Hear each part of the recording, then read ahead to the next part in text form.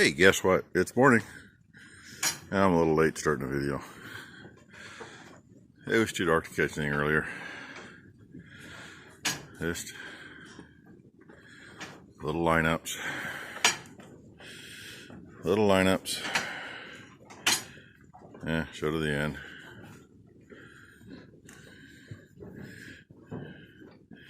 And then, of course, the rest of the girls here. Nice and sunny out. The roof is just starting to drip because the sun's been hitting it long enough. I didn't know until about 9:30 last night how cold it was supposed to get this morning. I looked at the thermometer and it said it was 31 degrees, and I'm going, 31 now, that's not going to be good in the morning. So I'm hoping the I got the hoses drained good enough last night, because as soon as these girls are done eating, they go for water, and they don't have enough out there. The trough's about half full because it's been off since 9:30 last night, or 9:45, somewhere in there. I don't know if you can see it or not. It almost looks kind of digitalized. Some of what you see is drops, but a lot of it is there's ice crystals in the air coming from the roof in here. Over there in the sunlight, you can really see it. They're just floating down. I was thinking, I was watching, while I was feeding, I was pocket watching. Tend to do that a lot. BCP Trucking and Farming.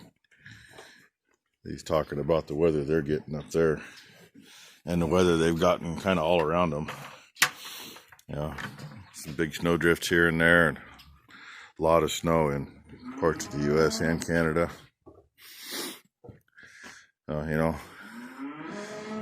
We don't have the snow right now. It could happen anytime. But for you guys to the north, it was -5 Celsius here this morning. Just to give you an idea. I know you probably got us beat, but it is what it is. So, and it kind of sounds like I'm on my own on a Monday. Number one left early yesterday so they could load some cows to take into slaughter, and then she texts me this morning and says, "Oh, we got some to take to the auction. We don't do that on Sunday." Well, no, they used to take them down to the auction on Sunday. So apparently they had too much time yesterday to do it, so it didn't get done. I don't know. So just means take a little longer to get some things done. Seems to be the way it's been for the last few months. Gets kind of irritating, but it is what it is. I mean, had to have Becky help feed yesterday. We ended up feeding everything as far as big bales. And part of it isn't too bad, but part of it you got to go through a gate with animals on the other side. Like that bale there, it isn't too bad. I mean, these little buggers, they stay out of the way. But the steers in the back barn, it opens up into the lane, which is where all the cows are. And, sometimes they don't want to be real cooperative, so sometimes they end up with the tractor sitting right there to keep them off whoever's cutting twine. And Becky doesn't exactly get around the best in thick or in deep manure. She can't wear rubber boots. She's got some short little muck boots. They're like a Romeo. But she didn't have those on either, so, get her feet full of manure and then hose them off and freeze herself the rest of the night. Yes, I get to deal with those cold feet. I'll put you right through the roof. Anyway, I'm just rambling. I don't know why. Thinking of what I was going to say. Other than, hey, I'm almost done feeding. I didn't feed the dogs yet. And I still got to throw a bale or two for the heifer calves over there. And we fill these buckets at night. Well, actually, I shouldn't say at night. We fill these buckets as soon as we empty them. because otherwise the cows just kind of go to ape shit when you're trying to fill them in the morning and they think that they should be already eating. And yeah, they'll lick the taste out of the board down there. They'll lick the taste out of the concrete. It's amazing how clean they'll lick it up. Oh well. I'll get you some more later. Hopefully get to town and get some bolts today. Hey look, more fuzzy picture time. Yeah, I'd show you some scenery, but there ain't much to see. You've seen most of this before. On my way home from town. You can see it back there. There's a box of grease and a big handful of bolts. Didn't have any 8-inch, I had to get 9-inch. That's fine. And luckily they had nylocks, that's what I'd rather use. If you do got to take it out, you can get it out without cutting the bolt off. Regular steel locks, they got their place. We use a lot of them too, but anyway, needed some grease. I don't know, right decision, wrong decision, but we usually buy it by the case. We use Schaefer grease for probably the last 10-15 years, but there's been a few changes there. They had a really good rep. And he'd shuffle stuff around, or if somebody, if he couldn't get anything for us quick enough and somebody else had 2 or 3 cases on the shelf, he'd go borrow one from them and straighten it out later. But he had some new guy in the company, another rep in the area, that was apparently selling a few of these places that run processing lines the wrong grease. Wasn't food grade. And he got in a couple arguments with the guy, and of course was telling the customers, no, don't use that. You can't. You got to use the stuff you usually use. Well, the new guy must have known somebody high up in the company, because, they're awesome. Field man, rep, whatever you want to call him. He's no longer there. I'm not sure what he's doing yet. I did get a name of somebody else, but when you buy it by the case and you're told not to spend any money and you don't need a full case right now. Oh, and this guy's fucking off. Excuse me, but following a truck turning into a nursery, and he just realized he's here and just anchored the brakes. It's in a blind corner. See if I can show you this way. If you see all that. So yeah, he just locked him up right in front of me and decided that's where he wanted to turn. And of course headed to the other lane, and here comes a semi the other direction, who if he'd have been a minute sooner, that wouldn't have been good. Oh well, smell burning rubber yet. He left some pretty good marks. Anyway, rather than the Schaefer 229 we usually use, we're going to use some Chevron for a little bit. It's good grease.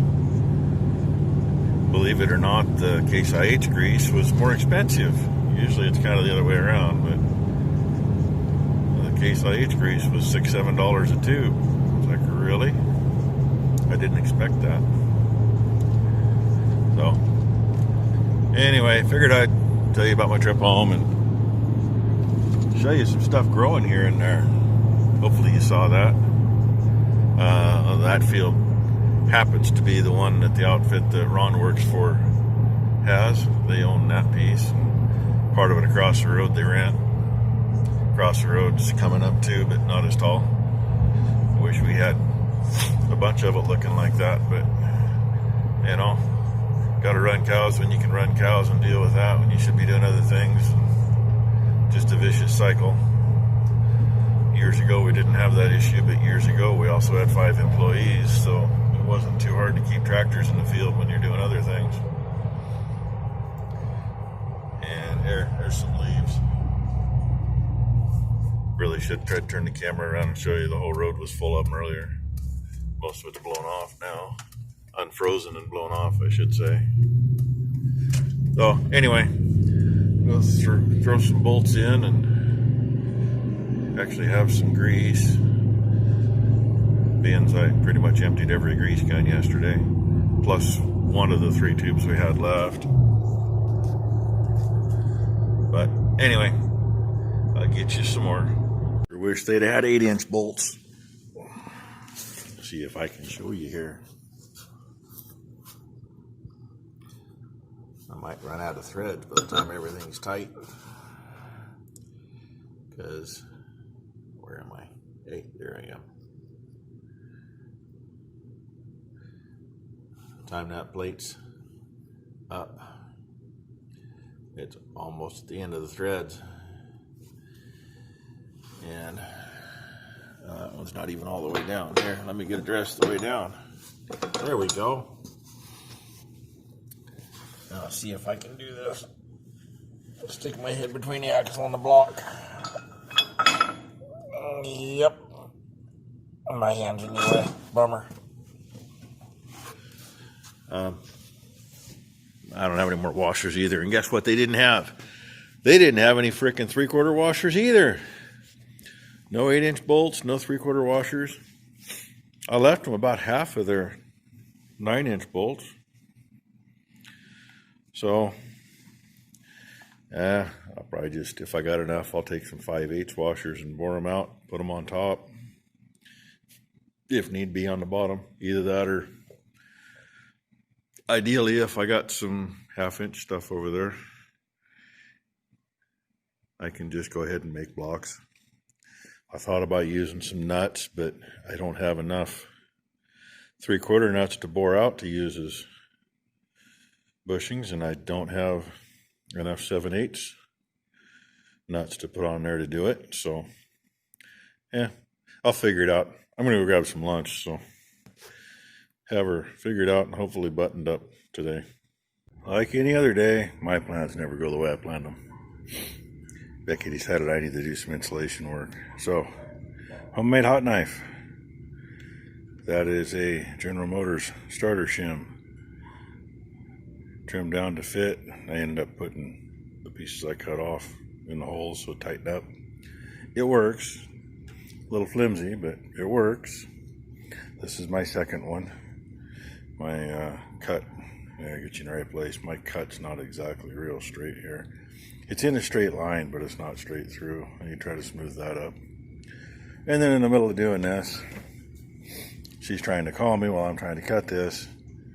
Number 2 shows up from work and is out here yelling and screaming at me. There was a coyote right behind the shop. Yeah, well, by the time the 2 of them got the rifle to me and I got out there, we found him. See if I can show you something besides my feet. I know I'm here somewhere. See, there I am. There's the end of it. Trying to get it. Trying to hold this, hold the camera.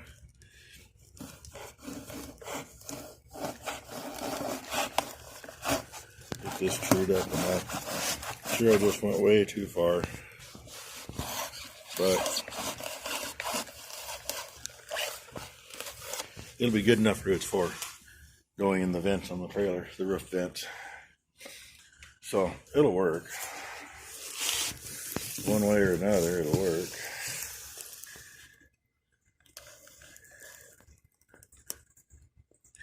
Coordination. Sad thing is, I actually do have pretty decent eye-hand coordination, just not with the camera.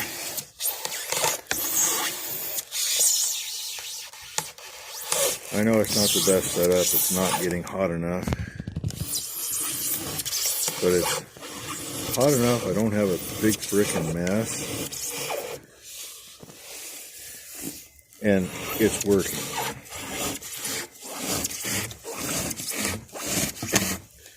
Part of that is probably, I gotta see if I can hold you and the styrofoam.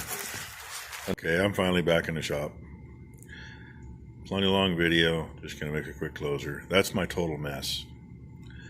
And that was cutting, what, a 4-foot piece, a narrow strip all the way off one edge, and making 4 pieces out of the rest. That's what's left of it.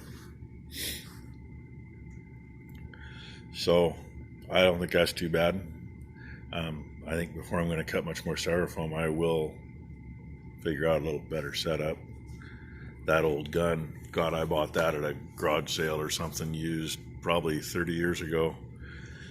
And there's like 4 or 5 more of them down there, excuse me, in the bottom of that toolbox.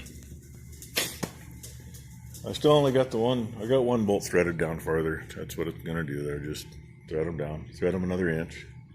That's plenty.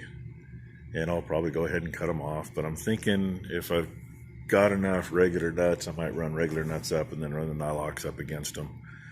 Because what I found over the years, when you do have to thread one a little farther, as you're going over what's already there, you take just a sliver off. It's not much. The nut still fits just as tight. But once you start cutting full threads again, sometimes it doesn't do a very good job. I actually did it. I can feel the difference here. It's bigger right in here. So maybe it'll be fine. I don't know. We'll see. I guess that's for tomorrow. And I kind of messed up in the middle of that, cutting the styrofoam. When I moved the camera, I bumped it, and it took 3 freaking pictures instead of video. That freaking coyote. Becky saw it from the trailer looking between the shop and the barn, and she thought it was one of the dogs, but the dogs weren't out there. And at the same time, number 2 came in, and Becky trying to call me and everything else all at once, pain in the butt. He ended up going down into the neighbor's bottom, and number 1 walked down in our bottom and saw him in by the bank. Of course, trees were in the way. I couldn't see him. Then he went up, and she's going, he's going up, he's going up. Well, that's great. I can't see him because you didn't tell me where he was going up from to begin with. I'm looking at, 300 or 400 feet of a horseshoe hillside and all brush in it. So, yeah, I didn't get a shot on him. I got a glimpse of him when he went over the first little hill, which if I'd have been ready, I could have got a shot off him then. But he was there for like half a second and then dropped down behind it. Then he got up on top, and, as soon as we could see him, what's behind him? A freaking house. That has been the biggest pain in my ass. I mean, when I was a kid, I could shoot anything I wanted to around here and not worry too much about houses. There was like 3 of them all the way around us you had to watch for. Now I can't even point a rifle any direction without seeing a house in the background. And for that, I had the 243. It ain't worth the 17 for coyotes that far away anyway. I mean, not that I haven't killed a lot of them with a 17 at that distance or a 22 mag, but much nicer to use the 243.